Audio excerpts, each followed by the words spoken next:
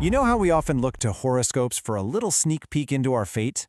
Well, what if they're not really predicting the future at all? What if they're just reflecting our deepest fears back at us? Let's dive into that. Just let that sink in for a second. What if the real power that shapes your day, for better or worse, isn't written in the stars, but it's actually coming from right inside your own mind?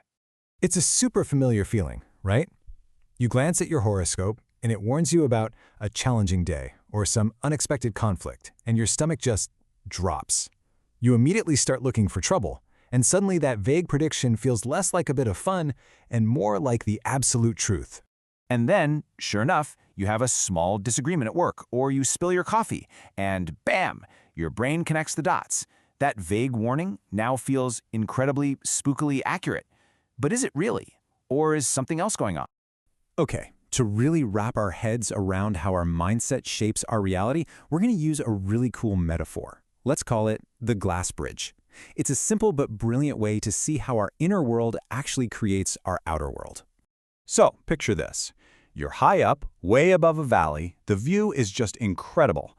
But when you look down, you can see the ground right through the clear, solid glass beneath your feet. Now let's be clear. The bridge itself is perfectly safe. It is totally stable. And here is where it gets really interesting. Look at the two mindsets. If you're in the fear mindset, you're thinking, I'm going to fall. And that thought literally makes your body tremble. You become unstable. But switch to the trust mindset. You focus on your breathing. You look ahead, and your body stays steady and controlled. You're on the exact same bridge, but you're having two completely different experiences. And that's the absolute key right there. The bridge itself doesn't change one bit. It's solid. It's safe. The only thing that changes is what's going on in your head.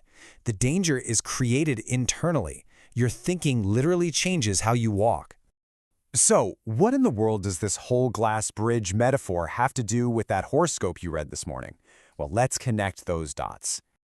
This isn't just some nice idea. It's a real, well-documented psychological thing called a self-fulfilling prophecy.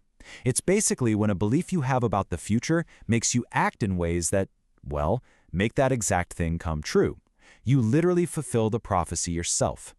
And this is exactly how it works. See, a vague prediction plants this little seed of fear. That fear creates stress, and we all know that stress messes with our judgment and our performance. So you might become a little clumsier, more irritable, less focused. And when the inevitable mistake happens, you don't blame the stress, you credit the horoscope. You just walked that glass bridge with the fear mindset. You know, there's a reason horoscopes are almost always so vague. They'll say stuff like expect a challenge or be wary of miscommunication.